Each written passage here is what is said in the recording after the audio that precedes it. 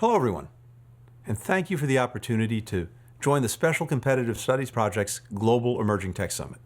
2 years ago, I spoke at the National Security Commission on AI Summit about the critical role that diplomacy can play in shaping the terms of our technological future. The United States has made clear our intention to compete for our vision of that future, one in which emerging technologies are developed and deployed in ways that deliver for our people, that protect our interests, that uphold our values. Since then, even in 2 short years, the technological landscape has transformed. Today, generative AI is now fully part of our lives and has entered the bloodstream of our public debate. Other critical and foundational technologies, from quantum to synthetic biology to 6G, are rapidly advancing, and in some cases converging, to increase the potential for even further game-changing breakthroughs. And as emerging technologies stand poised to revolutionize the production of knowledge, rewire our economies, rearrange the building blocks of life itself, they're also challenging the global competitive landscape. The United States must play a pivotal role in determining how these technologies are developed and how they're used for years and decades to come.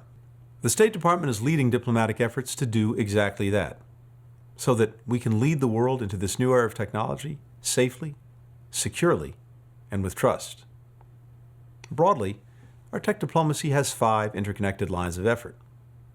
First, we're advancing our vision for the technological future. We believe technology can and must be used to put countries on the path to prosperity, solve shared global challenges, and build a better tomorrow for all.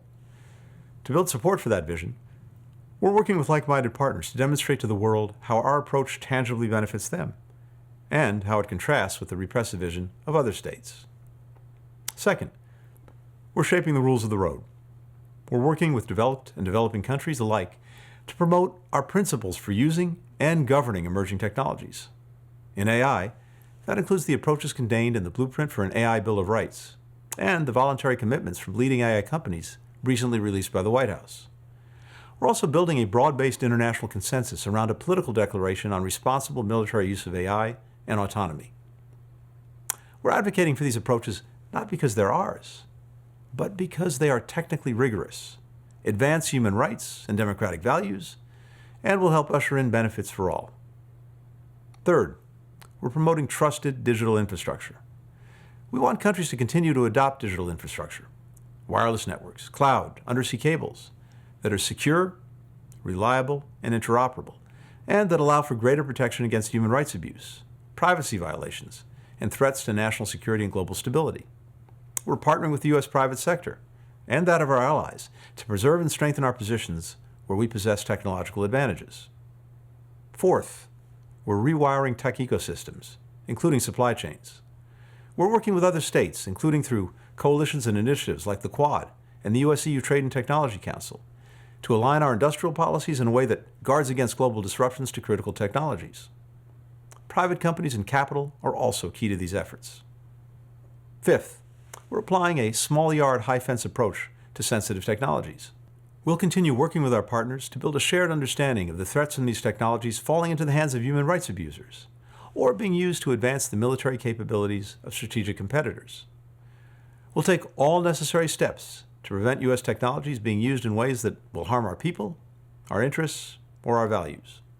These goals are as ambitious as they are important, and they depend on a modern and strong State Department that's ready and empowered to meet the opportunities and challenges of this moment. That's why, over the last 2 years, we've elevated and strengthened our cyber, digital, and tech diplomacy. We established the Bureau of Cyberspace and Digital Policy and the Office of the Envoy for Critical and Emerging Technology to focus and direct our diplomatic efforts. We're recruiting, training, promoting, and working to retain more tech-proficient professionals across the department. But we can't do this work alone. We need partners like the Special Competitive Studies Project to help advance our nation's tech leadership. Just as the Rockefeller Special Studies Project of the 1950s, led by Dr. Kissinger, convened leading minds to shape our strategic approach to the early post-war period, SCSP is helping the U.S. government sharpen our thinking, clarify our national purpose, and compete over the long term. As the original Special Studies Project found, a nation which does not shape events through its own sense of purpose eventually will be engulfed in events shaped by others.